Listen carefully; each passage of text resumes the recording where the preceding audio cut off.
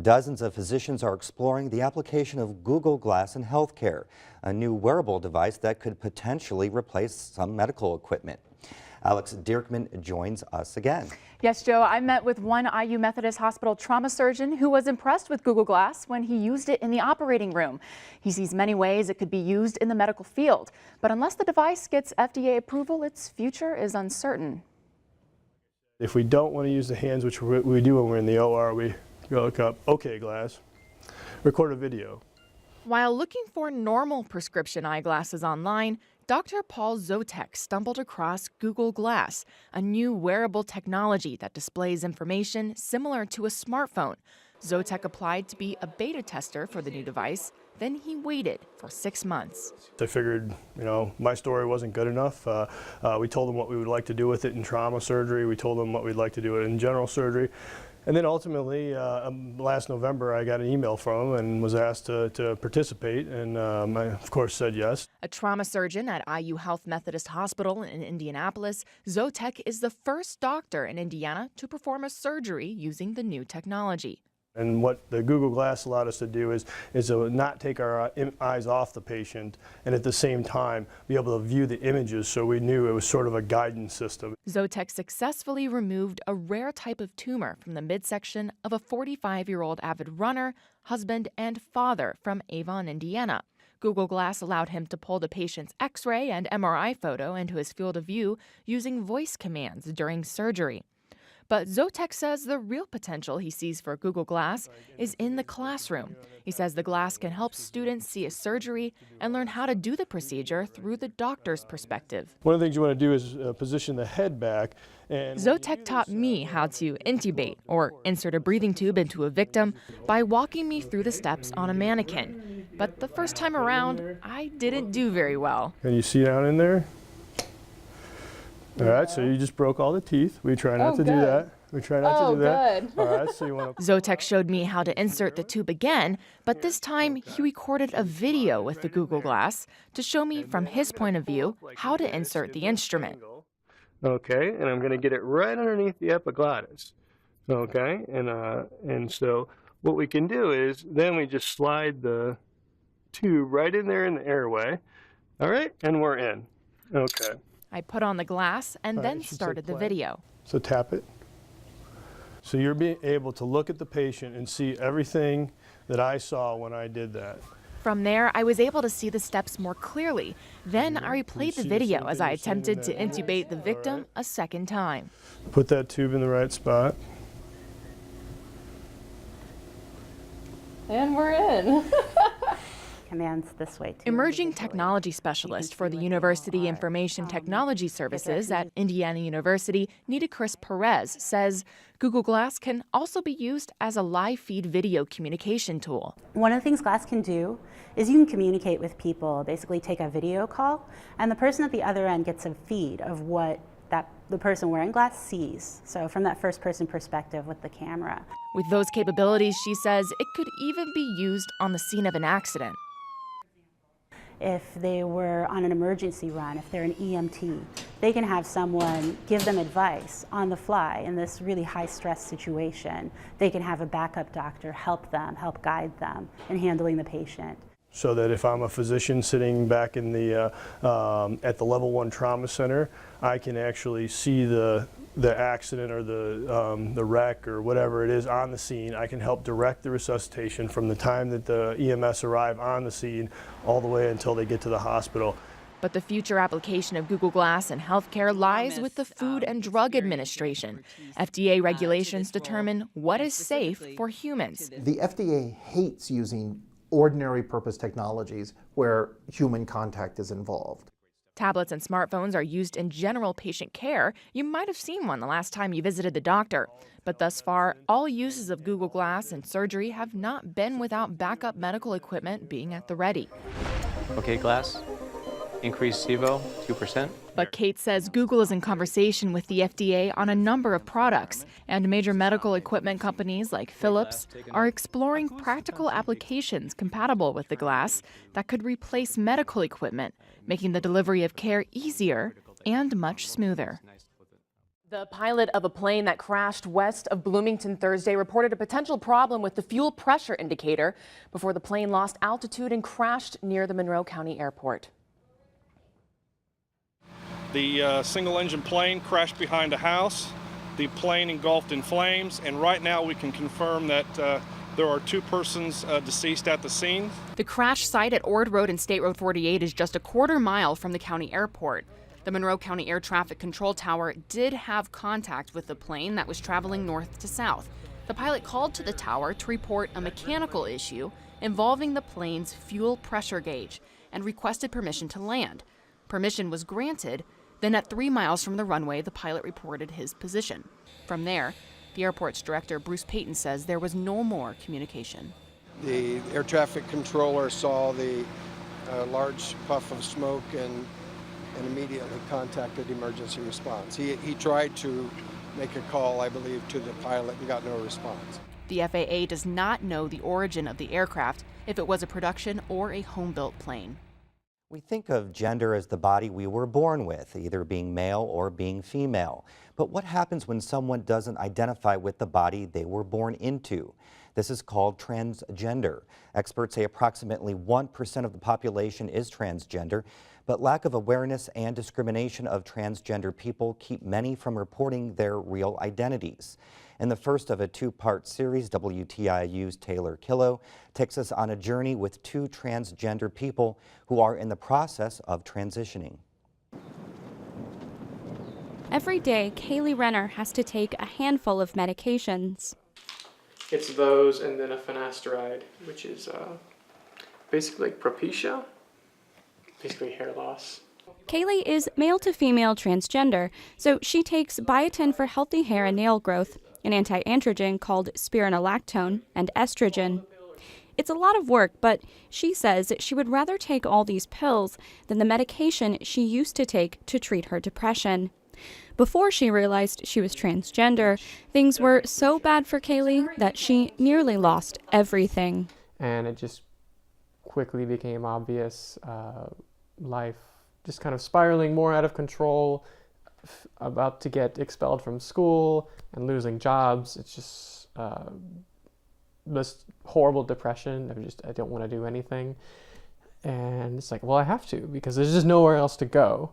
A study published in January at the UCLA School of Law found the percent of transgender people who attempt suicide is 41%.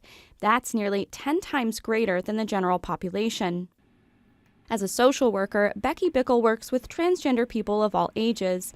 She says suicidal ideations among transgender people can be triggered by dysphoria, the feeling of not being comfortable in your own skin. Dysphoria is the extreme discomfort or anxiety that someone gets in relation to being misgendered or called the gender that they do not feel they identify with. Very similar to anxiety or panic for some people. In the moment, and then after a long-term expression of that, some depressive symptoms often come, some lack of motivation, not wanting to get up, often suicidal ideations will come from just constant dysphoria. You're this entity that's kind of outside of your body, and that's not you. And so having things like a picture taken, or like being the center of attention, or up on stage doing something and just putting yourself or your body out on display feels extremely uncomfortable, and you're not quite sure why. IU freshman Drake Eilert is transitioning from female to male. It was very frustrating, very, of course, lonely as well, because I didn't really know anything about the LGBT community. Coming from a small town, very conservative, and especially I was raised in a conservative Christian church, it was very difficult trying to figure out what was going on and why I felt different from everybody else, why my physical body didn't seem to connect with my mind in this way. You know, I knew that something was eating at him. You know, I really felt like he was being consumed from the inside out. And, you know, I just waited. I waited for him, you know, to be ready to talk with me. Sheila calls it a huge relief when Drake came out to her as transgender. To know that at least, you know, we knew what steps, you know, to give him completeness. So it was I was so thankful, really, for that day. So what exactly does it mean to be transgender?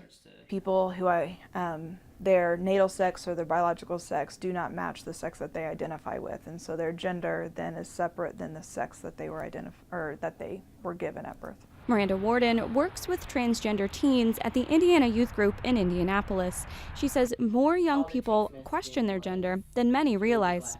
I think more and more youth are starting to question their gender and identifying outside this kind of strict binary that society has set up for us. The gender binary Warden refers to is the idea that everyone is strictly male or strictly female. The relatively new term genderqueer refers to someone who doesn't identify completely with either gender, but somewhere in the middle. People ask, am I a girl or a boy? And I just say yes, or I just say no. It's like, I am both or I am neither. It's like, whatever. The process by which transgender people become physically closer to their identity is called transitioning. Transitioning takes a lot of time and money, and the path can be long and difficult, both emotionally and physically. But Drake and Kaylee say transitioning is essential to being who they are and being truly happy. I see what it does when I'm not transitioning and I don't have the resources, and so because when you're transitioning, there's always the question, is this who I am? Is this what I really want to do? You know what you want the end to be, but it's genetics play a certain role in that, and it's all kind of up in the air. Your mileage may vary, and it seems very, very difficult, but difficult is okay because difficult isn't impossible. Last week, we met Kaylee and Drake, two young transgender people living in Indiana who are in the process of physically becoming the gender they identify with. It's called transitioning and requires years of work and tens of thousands of dollars. Sometimes these services are covered by insurance, but as Taylor Killow reports in part 2 of our series, more than likely the burden falls solely on the patient. This is a binder. It's like a double type mesh here. It's got 2 layers to help basically compress the chest a little bit more. Drake Eilert is female to male transgender. He regularly wears a binder to compress chest tissue. There are a lot of risks to it over time. They only recommend about 8 hours a day. Less is better. It can be physically uncomfortable for breathing. You do not want to sleep up with it. If you sleep, your breathing slows down, and it'll compress your chest more and can cause actual pain when you wake up.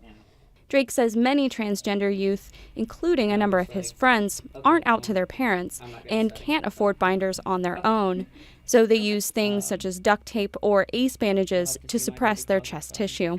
Those can actually lead to the breaking down of your ribs. Drake has been lucky. His family supports his transition both emotionally and financially. He's my child. It's going to bring me to tears.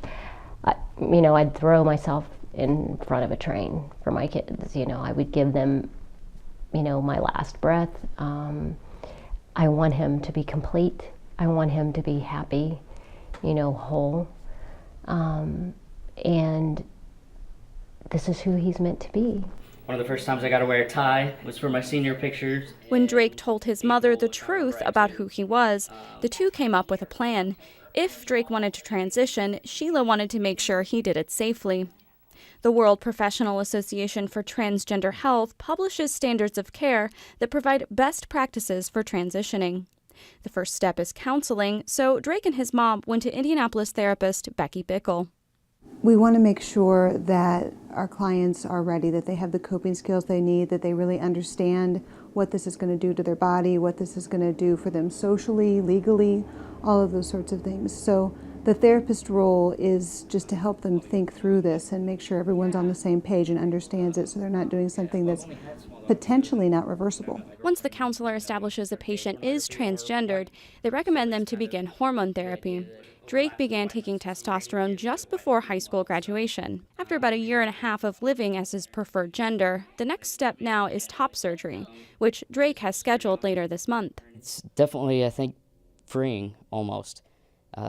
After, I came out, I think, when I was 17. And after 17 years of keeping that inside, it was like, I can be who I am. It's more difficult for males trying to make the transition to female. Testosterone adds masculine features to a body that can be hard to reverse. Kaylee Renner is 26 and drives a cab in Bloomington. She realized she wanted to transition 3 years ago, and she already felt like it was too late. You know, I feel like I'm too old. I mean, 26 doesn't seem old, but you're past puberty. Testosterone has done things to your body. But Kaylee realized transitioning was the only way for her to beat depression. The future is just this black, there's just nothing. It's not even there. You can't even contemplate tomorrow. But now this is something that I need to do, and I can see the end goal, and it's something I'm really striving for. So Kaylee began the process. She sought counseling, started taking hormones, and scheduled surgeries.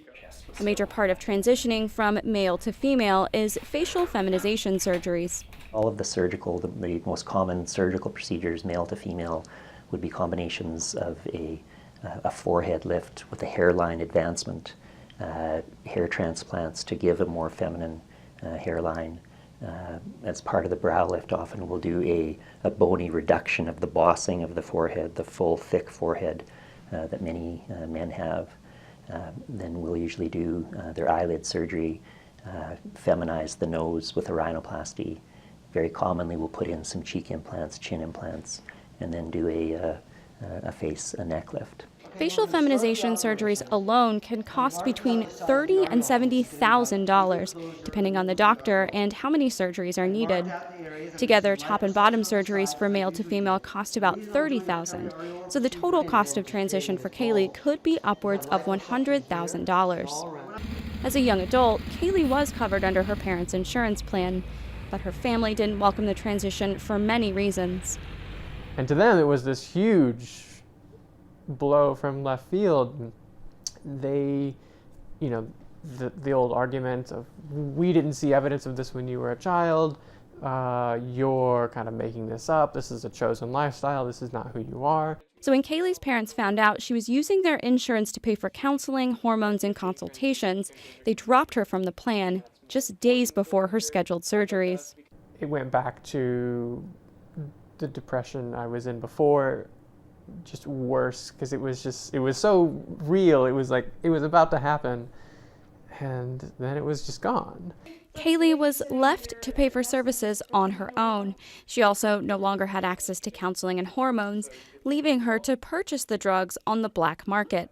You can't be sure what you're getting is the real thing, or we'll say fresh and not past its expiration date, or the sources. For now, the one glimmer of hope Kaylee sees is the Affordable Care Act, which covers counseling and hormones if she can afford the right plan. But the Affordable Care Act doesn't cover any transgender procedures because they are still considered elective and not medically necessary. Advocates for using non-lethal methods to control Bloomington's deer population aren't giving up their fight. The Bloomington City Council approved a plan earlier this year to hire a sharpshooting firm to kill up to 100 deer at Griffey Lake Nature Preserve. But some residents say the city's deer task force didn't adequately explore all of the options before making their recommendation. This week, 2 experts from the U.S. Humane Society visited Bloomington at the request of City Council member Dorothy Granger to test the feasibility of fertility control. The experts' goal is to determine if immunocontraception and surgical sterilization of female deer are feasible methods for controlling the deer population at Griffey Lake Nature Preserve. We have to get within about 20 or 30 yards of them with a dart gun in order to be able to administer either a immunocontraception vaccine or an immobilization drug that would allow us to surgically sterilize a female deer or doe. But to do that, the experts have to be able to access the terrain and approach the deer. So for 24 hours, they study the landscape and the temper of the animals. They will submit their findings to the City Council in the coming weeks, though Boyles Griffin says there are more preliminary measures the city should take, such as counting the population to set target goals for management. Council member Dave Rollo says the city has already done extensive studies and killing the deer is the best option. He says the city needs an immediate solution in order to improve the biodiversity of the nature preserve. An unprecedented demand coupled with the frigid temperatures and logistics issues is leading to a propane shortage. The problem is especially bad in the Midwest, where experts say they've never had a situation like this one. Alex Dirkman joins us again to talk about this issue. You've been following this all week, Alex. Yes, the shortage facing Indiana didn't just start this week. To understand how we got to this point, we have to go back to this summer. It rained a lot this past summer, so much that it was difficult for farmers to get into their fields. When harvest season came and farmers had to pick their crops, the corn and the soybeans, they came in wet. That meant farmers had to crank up their dryers to remove the moisture. And what powers those dryers? You guessed it, propane. Farmers used 5 times more propane to dry their crops last year than in 2012. So that's the unprecedented demand. Then came the logistics issues. What happens is during the years, especially during the summer month, propane is stored in large salt caverns in Texas, Kansas, and Alberta, Canada, and at smaller storage facilities around the country. So it has to move, usually by pipeline, rail car, large transport trucks, and some cases barges and ships to the consuming area, where then it's delivered by truck to homes and businesses individually. That transportation process got backed up because demand was so high. Then came the polar vortex. Trucks were delayed because of road conditions, and the frigid temperatures sent demand for propane soaring as people struggled to heat their homes. Dennis Clark has been hauling propane for more than 30 years, and this is the first time he's seen things this bad. It's propane shortages just like it was the gas and fuel shortages back in the 70s, you know. As he made deliveries this week, Clark wasn't filling up his customers' tanks. He doesn't have enough propane, so he's rationing it, and the most people can get is 200 gallons. That's it. And to make matters worse, not only are people getting less, but they're paying more. Some of them get mad. I've even have a couple to quit, but you know, there's always them rotten apples in the barrel. Since October, propane prices have increased about $1 a gallon, from about $1.86 to $2.85. Fortunately, we were able to get in right before the big hit came. Alex Miracle relies on propane to heat his 8,000 square foot home, his office, and the shop where he runs his business out of. The shop's about 50% right now, so hopefully it'll hold out till springtime or something else comes through and makes the prices go down. In the meantime, Miracle is trying to conserve what he has.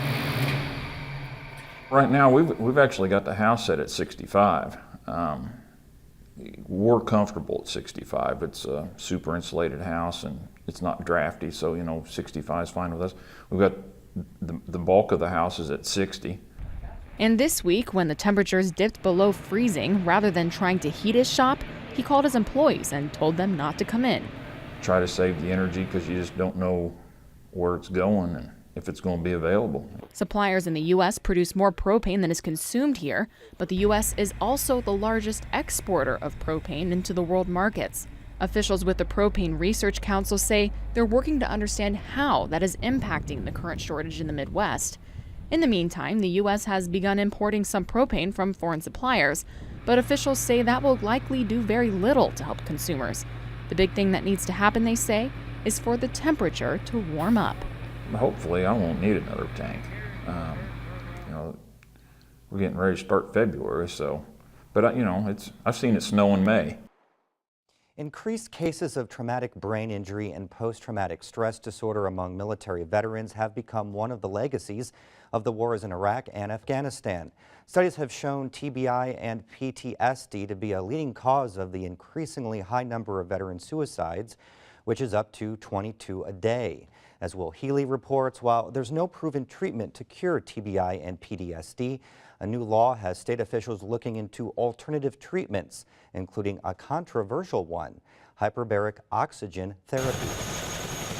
According to the latest census from the Department of Veterans Affairs, Indiana has 490,000 veterans ranging from the Vietnam War to the wars in Iraq and Afghanistan. From that number, it is estimated that some 70,000 veterans in Indiana could have a traumatic brain injury or suffer from post-traumatic stress disorder. Katie Patterson is one of that 70,000. I served from 2004 to 2006. I was in the United States Army. I suffered 2 head injuries while on active duty, among other injuries. Patterson suffered secondary blast injuries, and even though she wasn't close to the blast site, she felt the impact. It was recorded in my military paperwork that I had short-term memory deficits and headaches and other things like that. Patterson was diagnosed with a traumatic brain injury. When she returned home, she had a hard time juggling college, a full-time job, and a household. To make matters worse, she suffered another head injury in a skateboarding accident after she was out of the service. It left her paralyzed, and her struggles, most apparent in school, intensified. I would study for 10 hours for one test and still fail the test. Like, I was not retaining anything that I was learning, and that was becoming really frustrating because I knew what kind of student I was, and so to see like this drastic decrease in my grade point average made me sick. Patterson went to the VA for help. The VA had me on 15 different medicines combined for my PTSD, my depression, my anxiety, my sleeplessness, my everything. And I one day actually got on a website and I was like, I wonder what all these medicines do. So I Googled, like on this WebMD's type site or something, and the medicines that they had me on combined would have killed me if I would have taken them. Patterson started researching other therapies. She came across hyperbaric oxygen therapy, a treatment which uses oxygen pressurized about 15 times what we normally breathe and causes more oxygen-rich blood to flow to organs and tissues in the body. It's been FDA approved for several ailments, including decompression sickness, crush injuries, and burns, but not PTSD.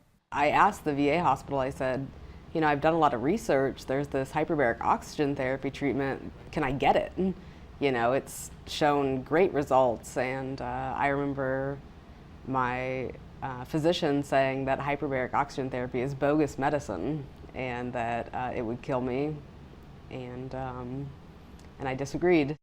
Patterson found a facility near Boulder, Colorado that offered the treatment free to veterans and even provided them with housing during their treatment. In the summer of 2013, Patterson went to the institute. She did 40 to 50 pressurized dives. But while there are more than 30 facilities in Indiana that offer hyperbaric oxygen therapy, the VA doesn't cover it, and the treatment isn't cheap. Since there is no known cure for PTSD, the VA continues to prescribe medications to treat the symptoms. Governor Pence signed a bill earlier this year that created a panel to investigate various PTSD therapies and whether the state should fund them. The panel heard from several presenters beginning in June, including James Bowerly. He represents the Military Veterans Coalition of Indiana and is a strong proponent of hyperbaric oxygen therapy. He says the controversy is due to flawed studies. So what the VA Army people did is that they used regular air. Pure oxygen versus regular air, well, that's flawed. And the reason that's flawed is air that we're normally breathing is 21% oxygen. The Brain Injury Association of America has been keeping up on the latest research surrounding hyperbaric oxygen therapy. Its national medical director, Dr. Brent Maisel, says more research is the only way to find out what the true benefits of the therapy are for brain injuries. I think we are at the same place that Alexander Fleming was in 1928 when he said, I've got this stuff and I'm going to call it penicillin, and I think it helps with infections, but I don't know what infections it helps. I don't know how long to give penicillin, nor do I have any idea how much penicillin to give. But while he has to base his official medical opinion on the research that's available, Maisel's personal feelings are perhaps telling. I told my wife, I said, if something happens to me, if I have a stroke or a bad brain injury, as soon as I am stable, you get me into hyperbaric chamber. Because I think on the acute side of things, it can make a difference. Back in Indiana, Katie Patterson is a full-time student at Indiana State University, working toward her bachelor's degree in recreational therapy. She's completed 3 semesters since her treatment and earned all A's and 2 B's. While she acknowledges that she still has problems from time to time, she marvels at how far she's come. I think that once you've suffered a brain injury, you become a lot more critical of yourself. Like, I am one to be like, I got a B in a class, I should have had an A, you know, and because I have something to prove to the world. I have overcome having 3 traumatic brain injuries, and look at me.